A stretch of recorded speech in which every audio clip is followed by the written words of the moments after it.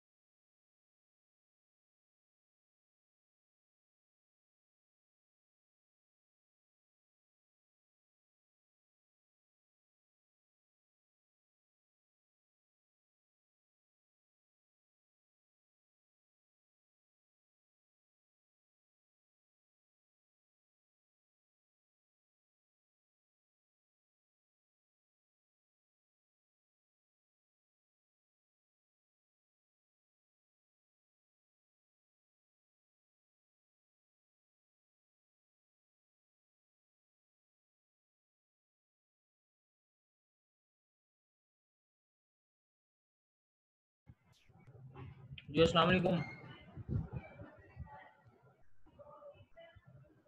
वालेकुम सलाम सर। जी बच्चों क्लास शुरू करें फिर। मैंने मेरे ख्याल में 5-6 मिनट तो दिए हैं आप लोगों को, जी बच्चे सर। हो जाए।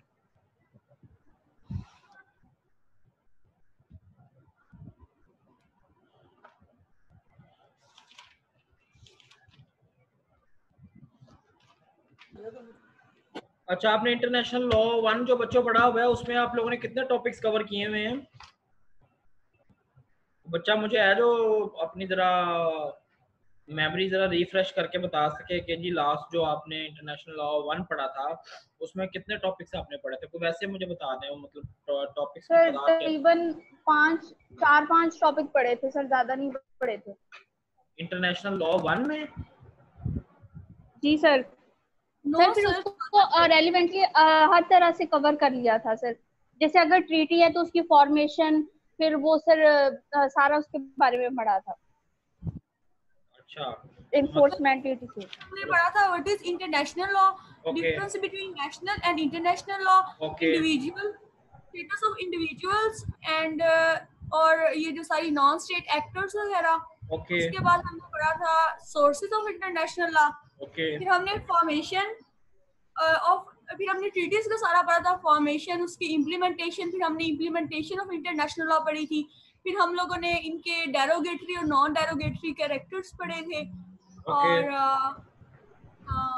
कस्टमरी इंटरनेशनल लॉ पढ़ा था, सब्जेक्ट्स ऑफ इंटरनेशनल लॉ।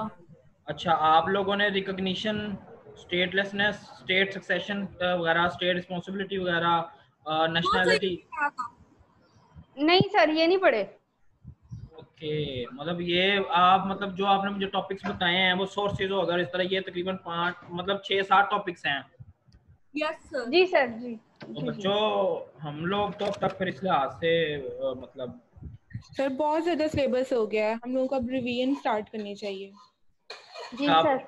मुझे आप में से किसी ने कुछ बताया ही नहीं, क्योंकि हम लोग तो उस लिहाज से काफी ज्यादा पढ़ चुके हैं, क्योंकि अभी तो आपके 48 लेक्चर्स भी पूरे नहीं हुए अभी तो मेरे ख्याल में। आपने मुझे कहा था कि हम 1-2 टॉपिक्स पढ़ेंगे और उसके बाद रिवाइज करेंगे। सर सारे स्टूडेंट्स भी इसी हक में है कि हम लोग रिवाइज कर लेते हैं, क्योंकि हम ऑलरेडी बहुत पढ़ चुके हैं। तो मैं तो अभी देख के ये हैरान हूँ कि अगर आपने 6-7 टॉपिक उसमें कवर किए हैं, ठीक है, तो ये तो हमने settlement of dispute, hijacking, war, extradition, asylum, foreign diplomats, intervention, piracy, neutral states, prisoners of war, war crimes, हमने तो, और बाकी जो कुछ 2 टॉपिक रह गए थे, मतलब जो यूनाइटेड नेशन से रिलेटेड थे, जिसमें इंटरनेशनल कोर्ट ऑफ जस्टिस आता था या सिक्योरिटी काउंसिल आता था, वो बच्चों मैंने आपको उसमें पढ़ा, आपको असाइनमेंट दे दी थी।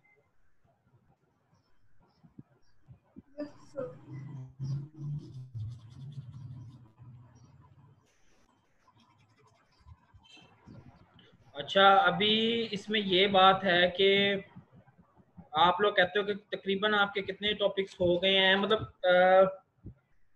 तकरीबन ना बच्चों आपके, मेरी नज़र में ना अभी 13 टॉपिक्स आपके हम कवर कर चुके हैं।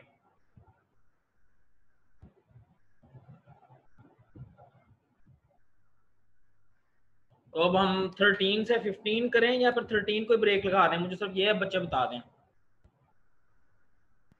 सर बहुत है इतनी। सर मेरे ख्याल में हम लोग यहीं स्टॉप कर देते हैं, लेकिन सर एक लेक्चर जो है ना वो ऑर्गन्स जो हैं यूनाइटेड नेशन की, जैसे सिक्योरिटी काउंसिल वगैरह, आईसीजे, सर इस पे लेक्चर रख लें सर, मतलब थोड़ा सा उसके बारे में ब्रीफ कर दें। सर इसको 15 ही कर लें, फिगर ठीक हो जाते हैं, 13 बंदे को ना हम कंफ्यूज करते हैं। सर स्टेट रिस्पांसिबिलिटी वगैरह वाला जो आप बता रहे हैं वो पढ़ लेते हैं। फ्राइडे द 13 याद आ जाता है आपको? अच्छा यार, इसमें स्टेट रिस्पांसिबिलिटी तो नहीं, आज हम लोग स्टेट डिटर्मिनेशन पढ़ेंगे, क्योंकि मतलब मेरे लिहाज से जो था ना स्टेट रिस्पांसिबिलिटी, या वो मुझे था कि आप लोगों का ये पार्ट 1 के टॉपिक्स हैं, मुझे था कि ये पार्ट 1 में कवर हो गए होंगे, तो उस लिहाज से तो बच्चों अगर हम चलेंगे ना तो उसमें आपका स्टेट रिस्पांसिबिलिटी भी आ जाएगा और उसमें रिकॉग्निशन भी आ जाएगा, मतलब रिकॉग्निशन वो बहुत इंपॉर्टेंट टॉपिक है, ठीक है। फिर स्टेट सक्सेशन बहुत इंपॉर्टेंट टॉपिक है। फिर स्टेट, सर ये पढ़ लिए गए थे, इसके बकायदा नोट्स दिए गए थे, सर ने इसे ओवरव्यू करवाया था, लेकिन इसे क्वेश्चन जिनके हमारे जो पेपर हुए थे ना उसका हिस्सा नहीं बनाया था, सिलेबस का हिस्सा नहीं बनाया गया। इसके नोट्स बच्चों के पास अवेलेबल हो गए अगर इन्होंने रखे हो। अच्छा, हाँ, क्योंकि मैं वही परेशान हूँ कि रिकग्निशन हो गया, स्टेट सक्सेशन हो गया, स्टेट रिस्पांसिबिलिटी हो गया, ये तो टॉपिक आपके उसमें काइंड्स ऑफ स्टेट हो गया, नेशनैलिटी हो गया, ठीक है, ये तो पार्ट 1 के टॉपिक्स हैं। नेशनैलिटी का अदील बनाया भाई इसका नोट्स concept। फॉरवर्ड कर दें यार। सर ये पढ़ चुके हैं। अगर ये कहते हैं कि इन्हें नहीं यकीन आ रहा तो मैं इन्हें वो तस्वीरें खींच के सेंड कर सकता हूँ, मेरे पास अवेलेबल है। ओके ओके ओके जी रिफ्ता क्या कहती हैं आप? सर मेरे ख्याल में तो टॉपिक्स को यहाँ स्टॉप कर देना चाहिए सर, हम लोगों ने इनफ पढ़ लिया है। इनफ पढ़ लिया है, अच्छा। और रिदा रिदा कह रही है कि एक टॉपिक हम इसके साथ और कवर कर लें, स्टेट सक्सेशन कह रही है, कौन सा स्टेट रिस्पांसिबिलिटी कह रही है? रिदा कौन सा टॉपिक कह रही हो आप? स्टेट के सारे रेलेवेंट हम लोग ज्यादा नहीं करते हैं, मतलब इंट्रोडक्टरी, थोड़ा आइडिया क्लियर हो जाए, कॉन्सेप्ट क्लियर हो जाए, इतना कर लेते हैं।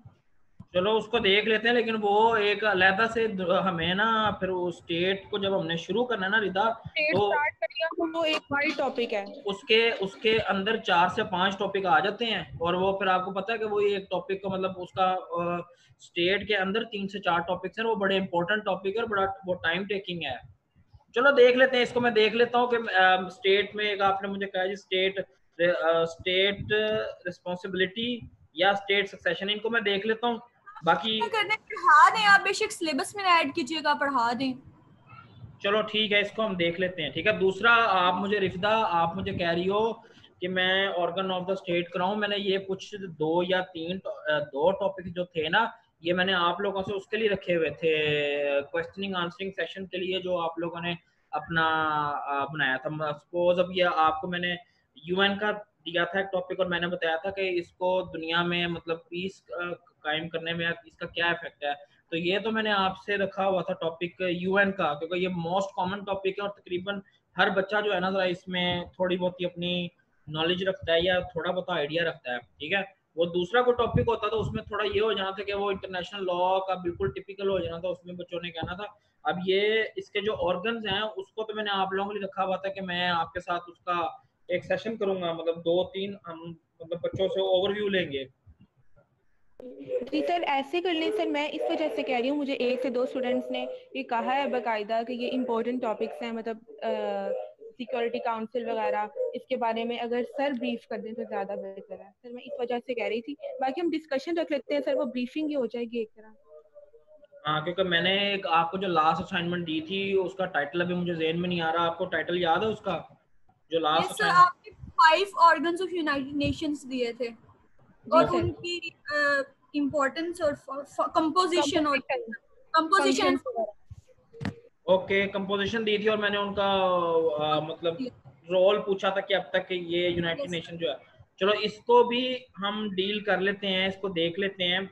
अभी आज का जो हम लोगों का टॉपिक है ना, जो इंटरनेशनल लॉ 2 के उसके जुमरे में आता है, वो था self determination. Yes sir, right to self determination. Yes so इसको हम लोगों ने लास्ट इंटरनेशनल लॉ 1 में इसको हमने थोड़ा सा पढ़ा था, एक लेक्चर इस पे।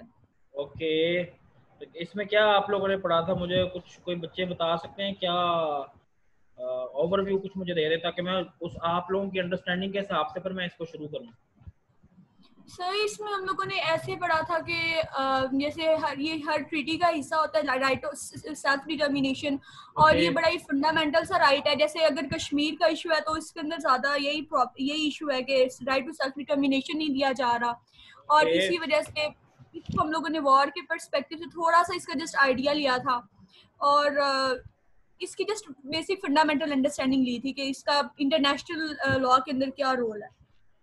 ठीक हो गया, ये बिल्कुल ऐसे ही है जैसे आपने बताया है। ठीक है, इसमें कोई there is no rocket science in this. ठीक है, मगर इसमें थोड़ा सा ये है कि चूंकि जब मैं आपको पढ़ाता हूँ तो फिर मेरी कोशिश होती है कि जो चीज़ें कॉमन मैन को पता है, जो मेरे स्टूडेंट्स हैं उनको उससे ज़्यादा पता हो।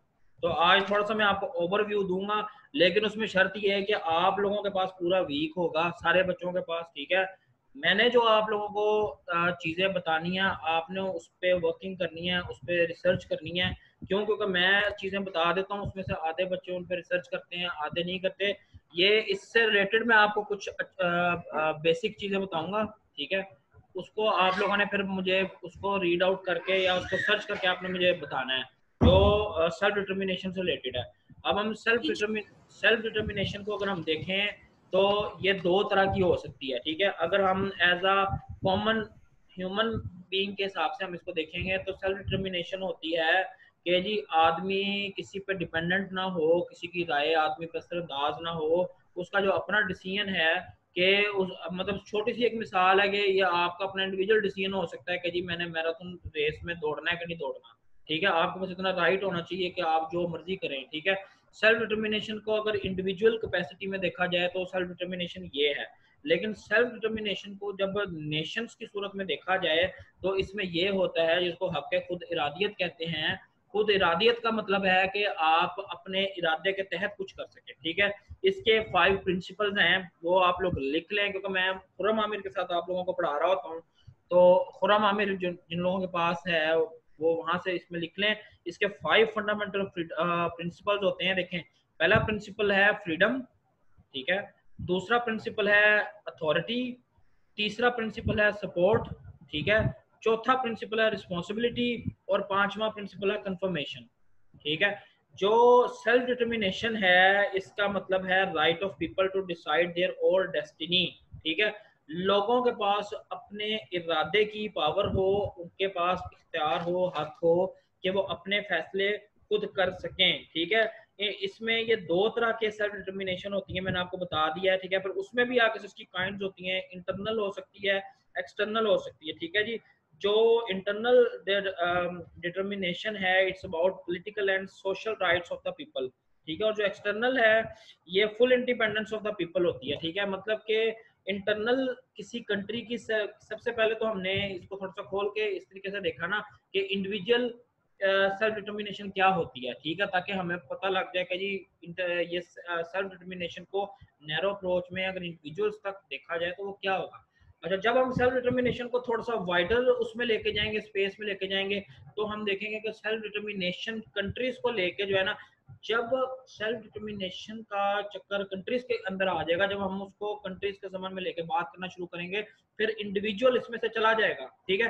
क्योंकि ऐसा नहीं होता कि एक मुल्क है उसमें एक बंदा चाह रहा है कि जी फलानी डेट को इलेक्शन हो जाए, पर अगला बंदा चाह रहा नहीं जी फलानी डेट को हो जाए, नहीं, इसमें सब लोगों की एक मुत्तफिका राय होती है, ठीक है।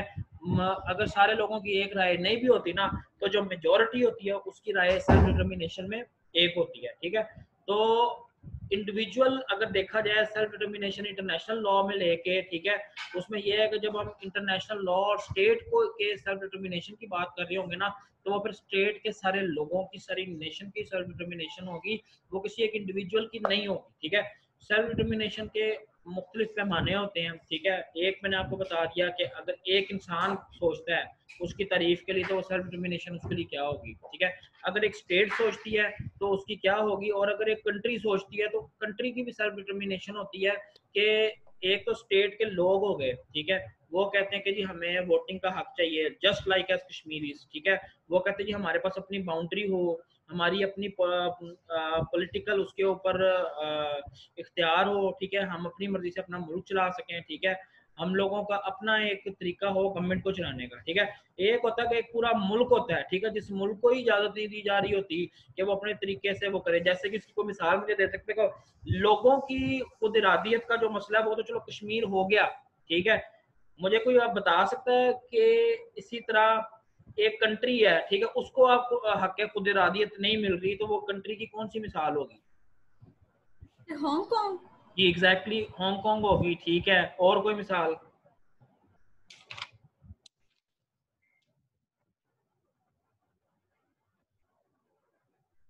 अच्छा, पैलेस्टीन सर, पैलेस्टीन। पैलेस्टीन उन लोगों का ऑक्यूपेशन का थोड़ा सा इशू है, थोड़ा सा बॉर्डर को लेकर उनका थोड़ा सा इशू है, लेकिन ऐसा चुनके जो लोग हैं वो एक कंट्री है। और सर उन्होंने नया लॉ भी पास किया है ना जिसके अंदर वो उनकी सिटीजनशिप चेंज कर रहे हैं पैलेस्टीनियंस की, सर ये रिसेंटली हुआ। अच्छा, मुझे उसके बारे में नहीं, मैं उसको एक दफा देखूंगा तो होगा, लेकिन मतलब जो सेल्फ डिटर्मिनेशन है ना, वहाँ की अपनी सियासी जमात है, उनका थोड़ा सा बॉर्डर का इशू है, थोड़े से उनके इलाकों पे कब्जा है, ठीक है। वो जो कब्जे वाली एक चीज जो आ जाती है ना, वो थोड़ा सा इस मामले से हट जाती है। हम तो बात कर रहे हैं कि लोग हैं, उनके पास जब इख्तियार है अपनी सियासी जमातें रन करने का, अपना मुल्क अपने चलाने का, किसी थोड़े बहुत हिस्से पे किसी ने जाबराना कब्जा किया हुआ, वो फिर हम दूसरी तरफ चले जाते हैं वॉर वगैरह पे, और जिससे क्या कहते हैं इंटरवेंशन पे, ठीक है। तो एक तो ये केस हो गया। फिर देखो दुनिया में एक और भी आबादी है जिस तरह ये मुसलमान है, इनका कश्मीर के साथ है, ये अपना एक मुल्क चाहते हैं, ठीक है। और ये कोई भी नहीं जानता कि वो कश्मीरी पाकिस्तान में जाना चाहते हैं, कश्मीरी इंडिया में जाना चाहते हैं, कश्मीर अपना एक वो मुल्क चाहते हैं, ठीक है। अब के जो आजकल के हालात हैं, अगर इसको हम थोड़ा सा डीप जाके देखें तो कुछ लोग ये भी कहते हैं, वो कहते हैं कि यार ये पाकिस्तान के साथ भी नहीं आना चाहते, ये एक अपना मुल्क चाहते हैं, ठीक है। इसी जुमरे में मतलब फिर वही बात आ जाती है, मैं आपको थोड़ा सा इसका ओवरव्यू दे दूं। ज्यादा इंडिया के साथ तो बिल्कुल ही नहीं रहना चाहते ना, ठीक है। लेकिन ये है कि कुछ उसमें जमातें हैं वो इंडिया के साथ रहना चाहती हैं, ठीक है। कुछ उसमें जमातें हैं, एक मिनट बच्चों,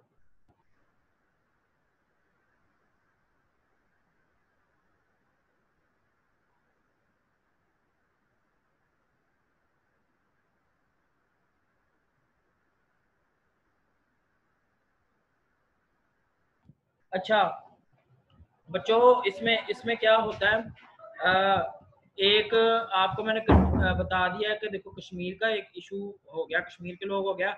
इसी तरह जो है ना कश्मीर के इशू के बारे में मैं आपको बता रहा था कि वहाँ के जो लोग हैं, कुछ कहते हैं कि जी वो इंडिया के साथ जाएंगे, मेजोरिटी कहती है कि नहीं जी हम पाकिस्तान के साथ जाएंगे। कुछ लोग ऐसे भी हैं वो कहते हैं कि नहीं जी हमें अपना वो चाहिए। इसी सिलसिले में अगर कोई आप लोगों ने थोड़ा सा देखना हो, एक इंडियन मूवी आई थी, उसका एक क्लिप, वो एक छोटा सा उसका एक सीन है, उसमें शाहिद कपूर जो है ना वो बेसिकली एक हेमलेट का एक प्ले है, ठीक है, शेक्सपियर का प्ले है हेमलेट, ठीक है। वो उसके ऊपर मूवी बनी हुई है, उसका नाम अभी फिलहाल मेरे ध्यान में नहीं आ रहा, क्या उसका हैदर नाम? तो नहीं सर नाम उसका? जी जी हैदर। वो शेक्सपियर की मूवी है, उस शेक्सपियर का एक नॉवल है हेमलेट, ठीक है। हेमलेट, यस सर। वो उसकी अडॉप्शन है, ठीक है। अब उसमें क्या वो दिखाते हैं कि एक सीन है जिसमें वो शहर के चौराहे के ऊपर खड़ा है, ठीक है, और वो बड़ा मशहूर शेक्सपियर का डायलॉग बोल रहा है कि वो मतलब कि हम हैं कि नहीं, ठीक है। ये मतलब उसकी अगर कभी आप थोड़ा सा देखो ना, और उसमें वो ये कहता है कि जी कश्मीर, पाकिस्तान कहता है कि जी कश्मीर हमारे साथ है, ठीक है। इंडिया कहता है कि कश्मीर हमारे साथ है। कभी किसी ने कश्मीर से भी पूछा है कि जी क्या कश्मीर किसके साथ है, ठीक है। तो ये एक अलहदा बहस है, लेकिन अमूमन मैंने आपको बताया कि जो मेजोरिटी जो है ना वो कहती है कि जी हम पाकिस्तान के साथ आ जाएं। उसकी वजह, उसकी रीज़न ये है कि जो गिलगित बल्तिस्तान वाली हमारी साइड है, या वहाँ के हालात, जो हमारे आज़ाद कश्मीर के शहरियों के जो हालात हैं उनको देखा जाए, और कंपैरेटिवली जो मकबूजा कश्मीर के शहरियों के हालात देखे जाए। Excuse me sir. जी जी सर वो सॉरी मैं लेट ज्वाइन किया, मुझे टॉपिक नेम प्लीज बता दें।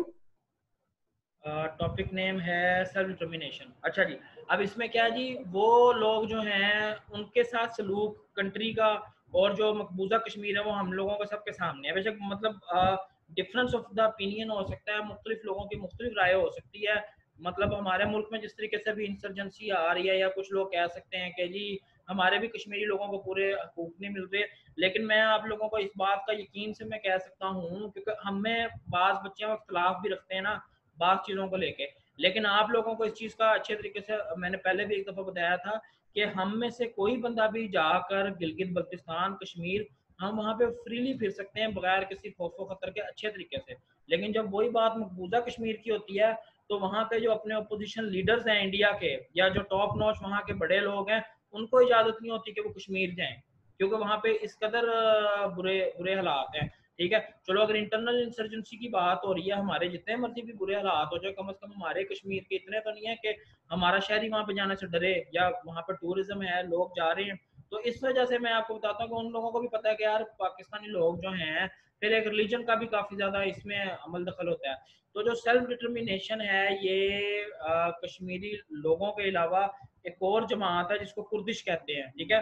कुर्दिश लोगों का आपने सुना होगा कि ये बड़े, जी जी, तो ये सीरिया वगैरह के इशू में भी ये basically Turkey, Iraq, Syria, Iran, ठीक है, ये 4 कंट्रीज हैं। उसके अंदर ये कहते हैं कि दुनिया की ये इतनी बड़ी एक कौम है, ये नेशन है जिनके पास अपना मुल्क नहीं है, ठीक है। लाइकवाइज सेम जैसा कि अपना इजराइल के साथ था कि यहूदी जो थे वो जूइश के साथ, जूइश जो थे, एग्जैक्टली, ठीक है, वो इतनी बड़ी तादाद में थे लेकिन उनके पास अपना कोई होमलैंड नहीं था, ठीक है। तो ये आपको पता होगा कि ये 1920s में ब्रिटिश ने दिया था, एग्जैक्टली, जो इसके लिए जो खुफिया एग्रीमेंट हुआ था उसको बेल्काफोर कहते हैं।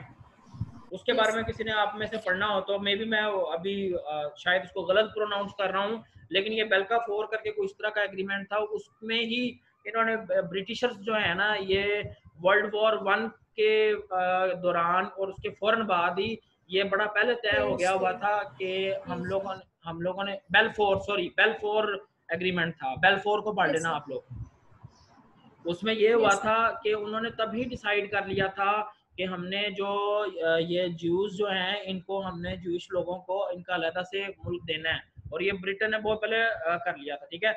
लाइकवाइज अभी आप लोग देख लो कि जी हांगकांग के लोग हैं, ठीक है, ये इनको स्पेशल एक लॉ है उसके तहत डील किया जाता है, ISAR जो है, ठीक है, उसके तहत किया जाता है। इसकी फुल फॉर्म जो है वो आप लोगों ने देखनी है, ठीक है, कि ये कौन सा लॉ है जिसके तहत उसको डील करते हैं, ठीक है। उसके बाद हम लोग, अच्छा जी, यूनाइटेड नेशंस जो है उसमें इस रूल को एक्सेप्ट किया गया है। ये इंटरनेशनल एक रूल है सेल्फ डिटर्मिनेशन का, जो वो कहते हैं कि जी लोगों के पास फ्रीडम होनी चाहिए, अथॉरिटी होनी चाहिए, सपोर्ट होनी चाहिए, रिस्पॉन्सिबिलिटी होनी चाहिए, कंफर्मेशन होनी चाहिए, लोगों के पास भी होनी चाहिए और एज अ कंट्री के पास भी होनी चाहिए। ना तो लोगों का ये राइट इन्फ्रिंज होना चाहिए सेल्फ डिटर्मिनेशन का, ठीक है, ना ही कंट्री का होना चाहिए, ठीक है। कंट्री का सेल्फ डिटर्मिनेशन का राइट कैसे होगा वो आपको मैंने बता दिया, ठीक है। और भी इसकी कई मिसालें हैं, जैसे कि जो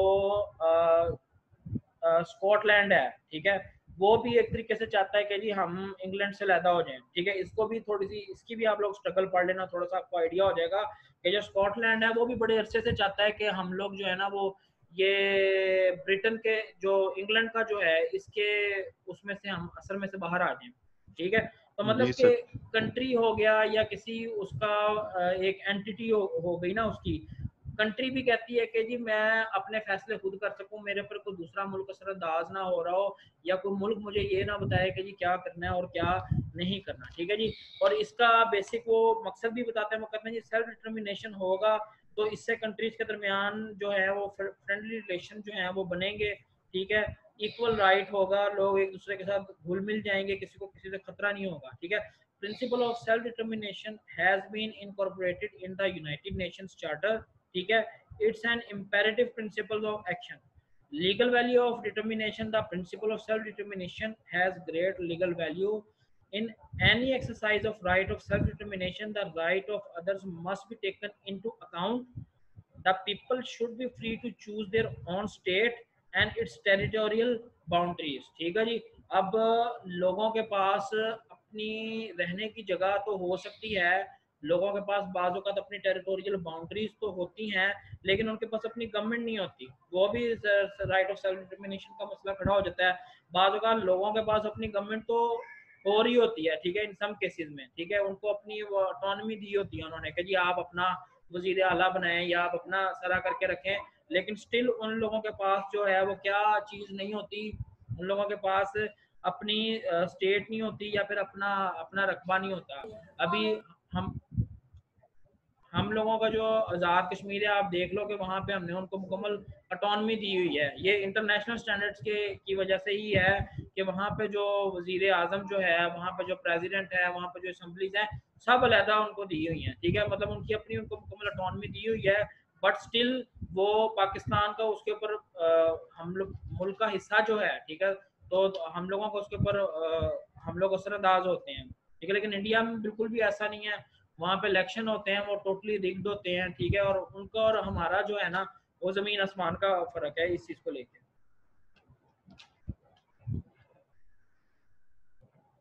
सर इसमें सर ने हम लोगों को आर्टिकल 2.1 एंड 2.7 का कंपैरिजन भी करवाया था यूनाइटेड नेशंस के चार्टर का। Okay, article 1 of the United nation जो है वो तो हम अभी पढ़ रहे हैं ना, ठीक है, 2.1 एंड 2.7।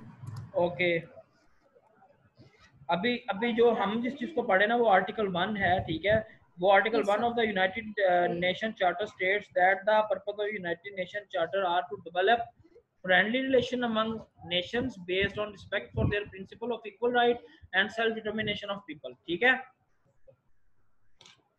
अच्छा, अब इसमें जी की features of the principal of self determination जो है, ठीक है, देखो जी, सबसे पहले तो ये एक ओल्ड प्रिंसिपल है, ठीक है, एक्सेप्टेड है, कोई इसके बारे में कोई दो राय नहीं रखी जाती, कोई इसमें आप ये नहीं कह सकते कि दूसरा ये एक्नॉलेज्ड है, ठीक है। ये तीसरा इंटरनेशनल लॉ का माना हुआ प्रिंसिपल है, ठीक है। इसके लिए फ्री और जेन्युइन एक्सप्रेशन जो है लोगों का, वो उसकी बिल जो चाहिए होती है, ठीक है। ये लोगों का पॉलिटिकल स्टेटस जो है उसको डिटरमाइन करता है, ठीक है। ये फ्रीडम को इंश्योर करता है, ये लिबर्टी को इंश्योर करता है, ठीक है। ये कंप्लीट इंडिपेंडेंस के ऊपर यकीन रखता है, ठीक है। और ये यूनिटी को जो है वो प्रमोट करता है, और ये कॉलोनियल लेगेसीज जो हैं या कॉलोनियल जो चीज़ें हैं उसके खिलाफ ये बोलता है। मतलब कि जो कॉलोनियलिज्म जो है उसके खिलाफ बोलता है कि जहाँ पर भी कॉलोनियलिज्म है, ठीक है। अमूमन कॉलोनियलिज्म की अगर आप एक शेप देखें तो वो हमेशा गुलामी की तरफ होती है या स्लेवरी की तरफ होती है, या किसी भी तरीके से लोगों को जो है वो सब्जुगेट करके रखा जाता है। बट ये मतलब इसका जो सेल्फ डिटर्मिनेशन का जो मैंने फीचर्स आप लोगों को बच्चे बताए हैं वो कॉलोनियलिज्म की ये निगेशन करता है, ठीक है। बाकी इंशाल्लाह जो है ना, इसका मैंने आपको आज हांगकांग और चाइना का बताया, ये आपने बच्चों पढ़ के आना है। मैंने आपको कुर्दिस्तान का बताया, ठीक है। ये लिख लें, टर्की, ईरान, सीरिया और ईरान से है। फिर मैंने आप लोगों को स्कॉटलैंड का बताया, ठीक है। कश्मीर का तकरीबन हर किसी को ही पता है, तो ये it's not the town of the talk of the town now, ठीक है। ये आप लोगों ने देखना है। इसके बाद फिर मतलब वेस्ट पपुआ जो है इंडोनेशिया का, ठीक है। ये भी इंडोनेशिया से चाहता है अपना हक खुद इरादियत चाहता है, ठीक है। वेस्टर्न सहारा के भी कुछ थोड़े बहुत इश्यूज हैं जो कि चाहता है कि हमें सेल्फ डिटर्मिनेशन मिल जाए। कहीं पे उसको मोरक्को मांग रहा है, कहीं पे कोई। तो आप लोगों ने हांगकांग, कुर्दिस्तान, स्कॉटलैंड, ठीक है, इसके बारे में आप लोगों ने पढ़कर आना है, और ये मैं बारी बारी आप लोगों से, बच्चों से ब्रीफिंग लूंगा इसके बारे में। ठीक हो गया? Yes sir. उस ब्रीफिंग में फिर ये होगा कि ये वाला टॉपिक भी आप लोगों का मैं कंक्लूड कर दूंगा। ठीक हो गया बच्चों? Yes sir. Okay sir. चलो, अभी कुछ समझ आ गया सेल्फ डिटर्मिनेशन के बारे में? Individual, yes sir, individual capacity को भी लेकर और कंट्री वाइड कैपेसिटी को भी लेकर। Yes sir. सर इंडिविजुअल की डेफिनेशन एक दफा रिपीट करते जो आपने बताई थी। बच्चे, इंडिविजुअल की सिर्फ वही डेफिनेशन है। इसकी एग्जांपल आप ये ले लो कि जी इट इज द राइट और it is the choice of the individual whether he wants to run the marathon और नॉट। मतलब कि इंडिविजुअल की अपनी कैपेसिटी है कि वो अपनी मर्जी से कोई इरादा कर सकता है या नहीं कर सकता, उसकी अपनी चॉइस या उसकी अपनी विल है। उस पे उसको कोई बताने वाला नहीं होगा कि आप ये कर सकते हैं। मतलब इसकी कोई भी, मैंने तो अपने से बनाई है डेफिनेशन और अपने से इसका मैंने बनाया। क्लियर हो गया जी एग्जैक्टली, ठीक हो गया? Yes sir. चलें ठीक है बच्चों, इंशाल्लाह फिर हम लोग नेक्स्ट लेक्चर में मिलेंगे। और मैंने जो आपको बताया हांगकांग, कुर्दिस्तान, स्कॉटलैंड, इसके बारे में आप लोगों ने सहारा, जी जी एग्जैक्टली, इसके बारे में आप लोगों ने एक थोड़ा सा रीड आउट करके आना है। ठीक है? Yes sir. चलो, okay okay okay, thank you sir. अल्लाह हाफिज। अल्लाह हाफिज। अल्लाह हाफिज सर।